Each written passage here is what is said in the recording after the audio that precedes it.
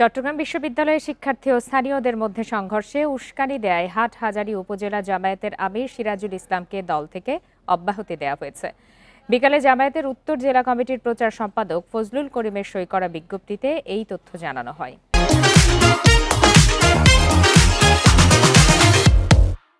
এতে বলা হয়, সম্প্রতি শিক্ষার্থী ও জোবরা গ্রামের বাসিন্দাদের মধ্যে সংঘর্ষের পর স্থানীয়দের সঙ্গে বৈঠক করেন সিরাজুল ইসলাম। এ সময় চট্টগ্রাম বিশ্ববিদ্যালয় নিজের পৈতৃক সম্পত্তির ওপর প্রতিষ্ঠিত বলে দাবি করেন তিনি।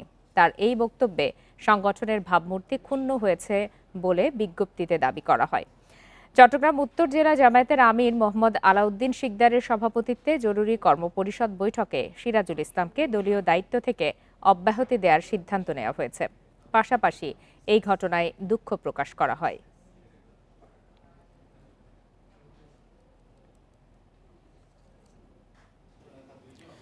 এই ছিল আজকের অর্থনীতি সারাদিনে। আমন্ত্রণ আমাদের পরের আয়োজন।